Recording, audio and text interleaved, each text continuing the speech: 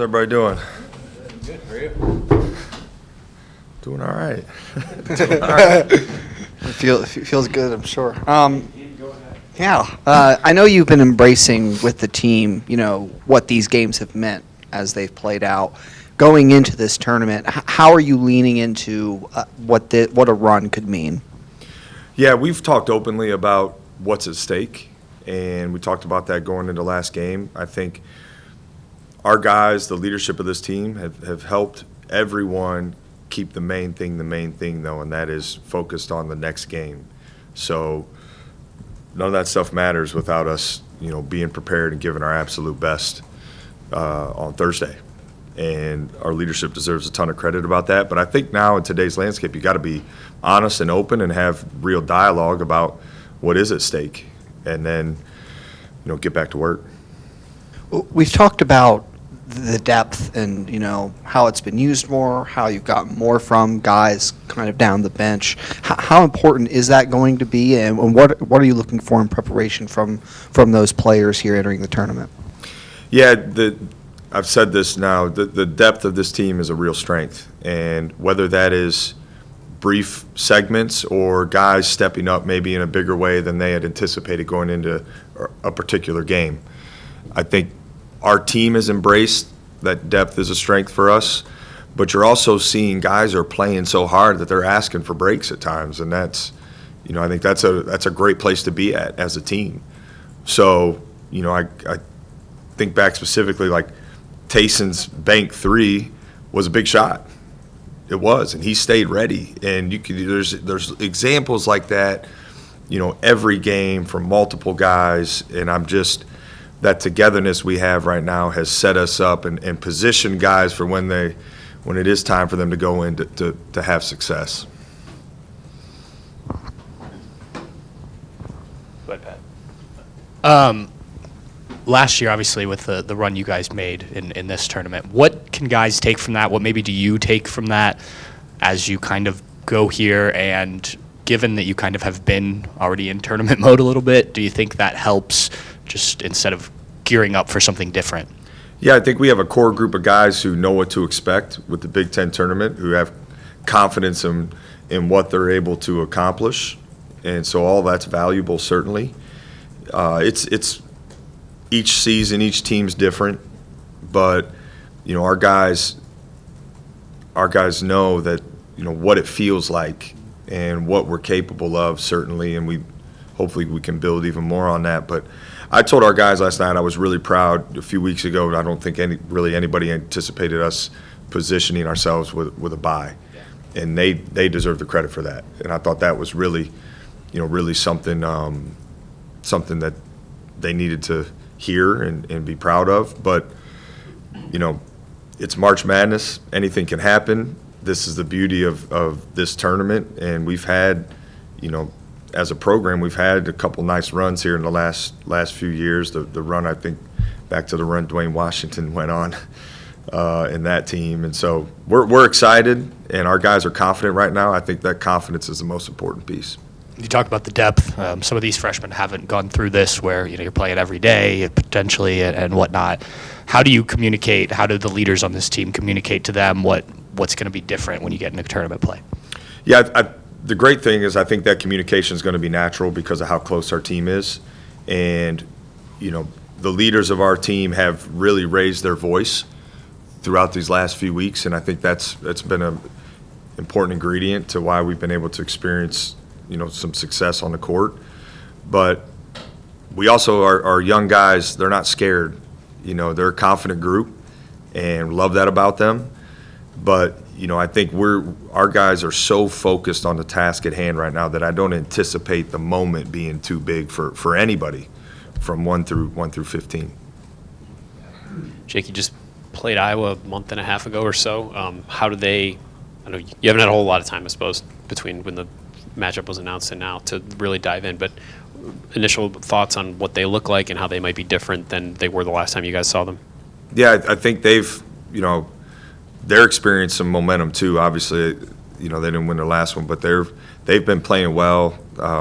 Sanford's he's been really, really good.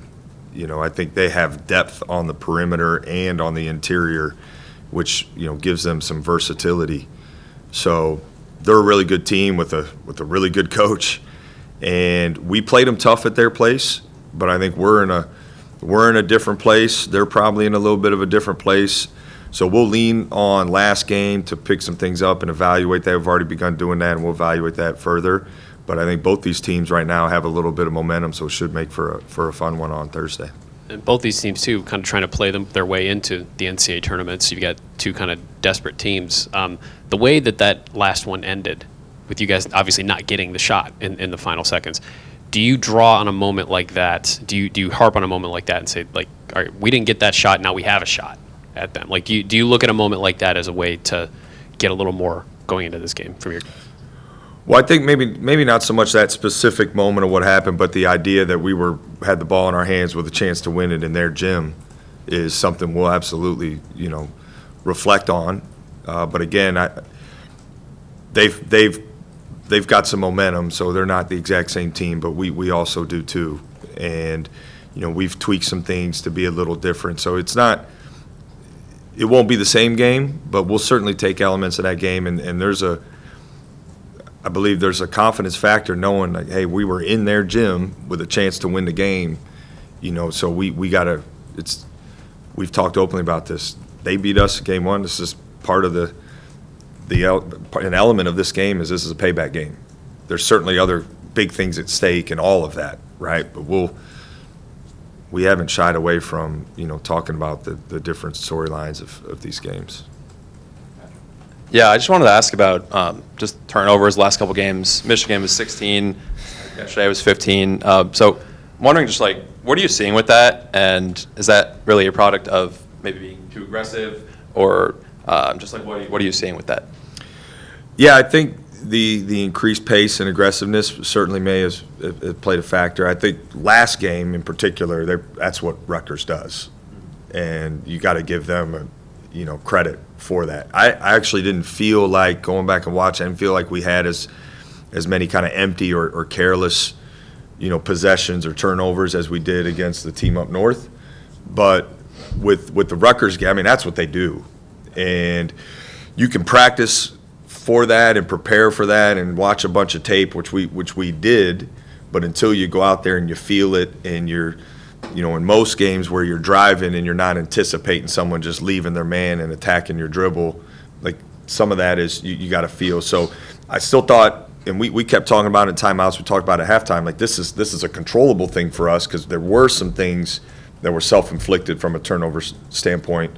But I thought specifically when we started to get ahead in the second half and they increased their pressure and they started trapping and things like that, for us to, I believe it was 9 turnovers in the first half, maybe 6 in the second half, and considering how they were playing, I thought we made a great adjustment, and that was important.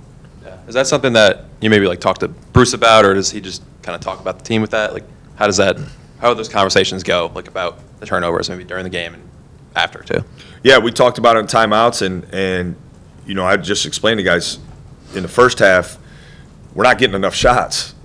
Like we got to get a shot up, and part of this is on us. Now, certainly, I'm not trying to minimize their impact, but I said, fellas, like we could control this. And then we went into halftime, and we talked about that. And so we talked about when you drive it, like you got to anticipate more than most games someone stepping up earlier, someone attacking. So you may have to pull up a dribble earlier and get the ball to the other side of the floor, and that's the closeout we want to attack, or that second paint touch will give us more success. So we talked about that at halftime, and again, I thought our guys adjusted really well, specifically as we pulled ahead and they started pressing more, trapping more. We had some really, I thought, a couple key plays against their pressure full court where we got easy buckets that were critical.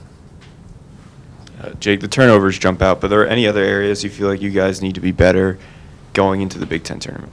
Well, I think we have to continue to fight to be good on the glass, both sides of the ball. Those two areas are going to be important. I like the aggressiveness we've played with on both sides. We've been more aggressive defensively. We've been able to get some turnovers ourselves, which has helped. I think guys are, flying around. I can't remember how many blocks we had, maybe 7 or 8 blocks. Thought we played with a great aggressiveness on the defensive side, which is important. But I would say us taking care of the ball, creating some turnovers, and then rebounding. Can we get some second chance opportunities too? And we got to obviously finish plays, prevent the other team from getting some. And just the last 6 games, take a step back, just for the buy-in defensively you guys have gotten. What's it been like to see that stepping up into this role, you working with the staff, to kind of see this jump that's really happened for you guys?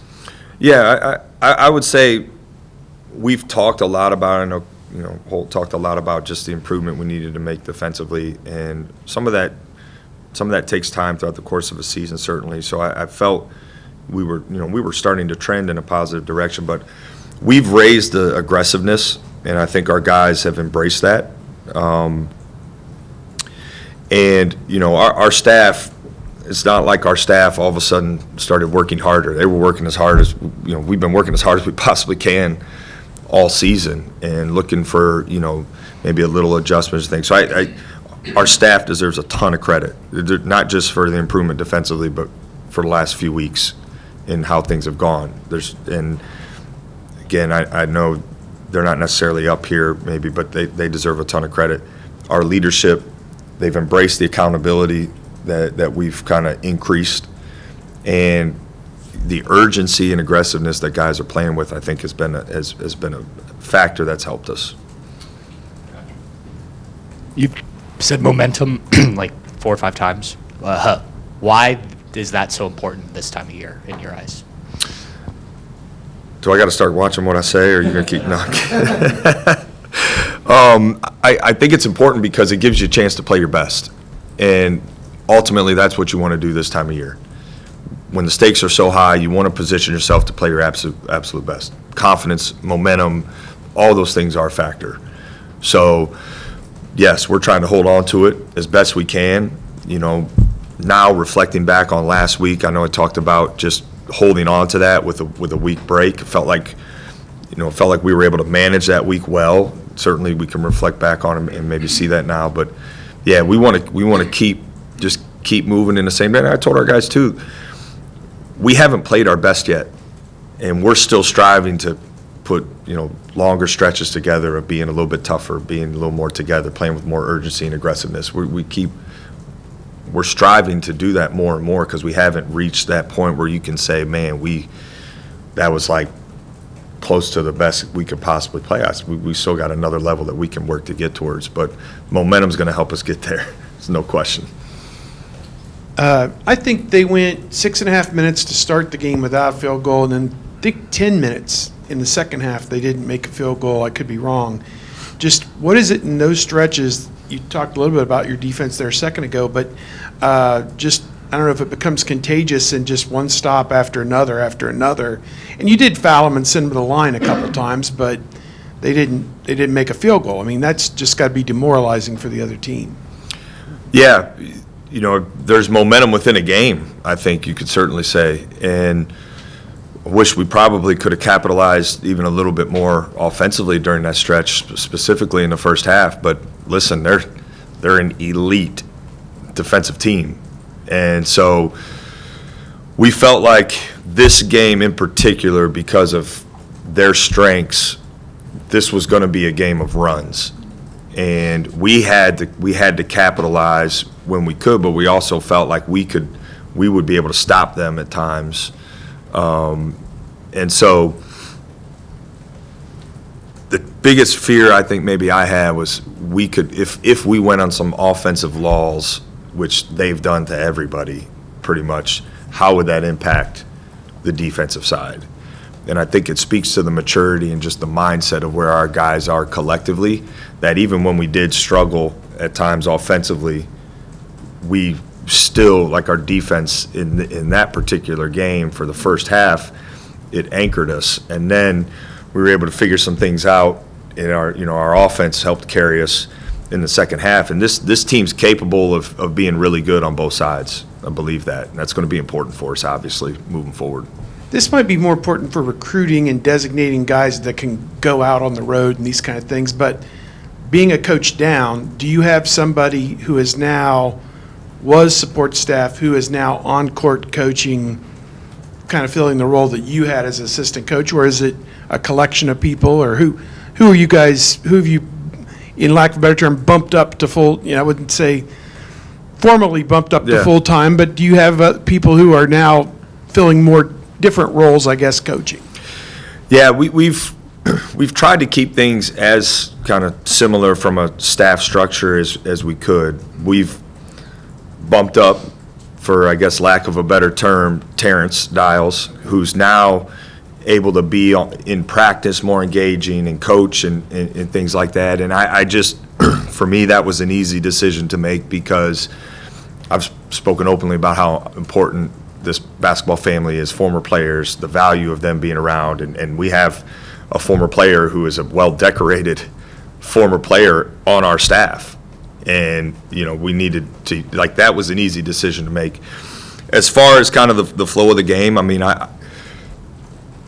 I've been doing substitutions, and I'm still doing majority of, some of the play calls, but the structure of how many play calls we're doing and stuff, we don't need to get into the weeds on that, but we've adjusted some of that. We're trying to, again, play with a little bit more pace. And but Mike Nettie has helped kind of shift offensively. So if I'm, I guess I can give you kind of some details to what this would look like specifically. If I'm down talking to a guy on the bench, or an official, he steps up and makes a call, if we need to. So I think we've worked together on that. And then Brandon Bailey and Jack Owens, they're still focusing on the defensive side. And I think for me personally now, my focus is spread everywhere.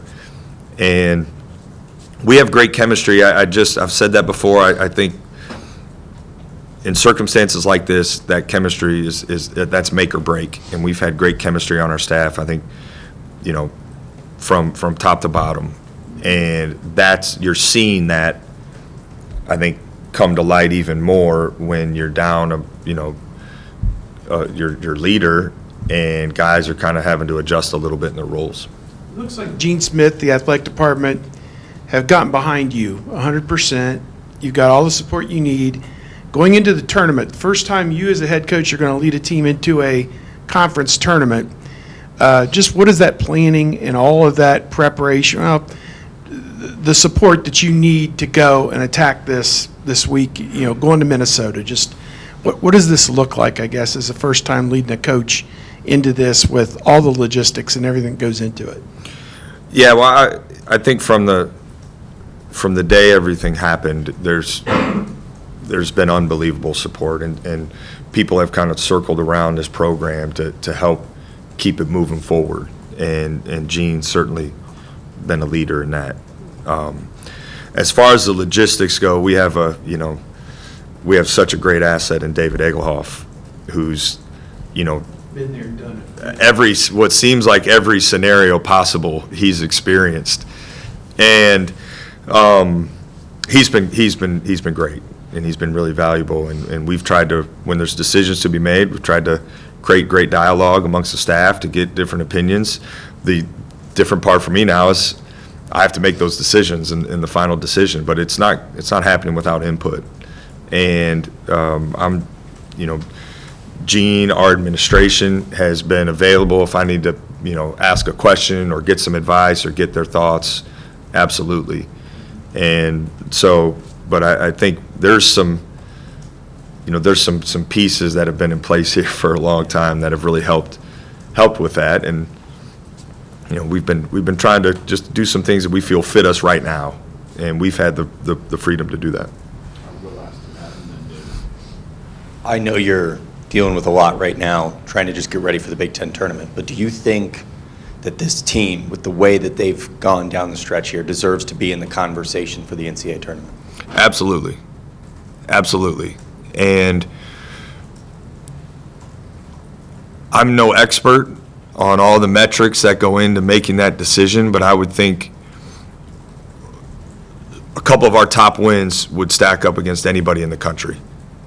And we've now stacked together some road wins, and also the momentum that we have and the way we've been playing lately. I think there's a lot of positives that would help our case, but I would absolutely, we deserve to be in the conversation, and that includes the total body of work.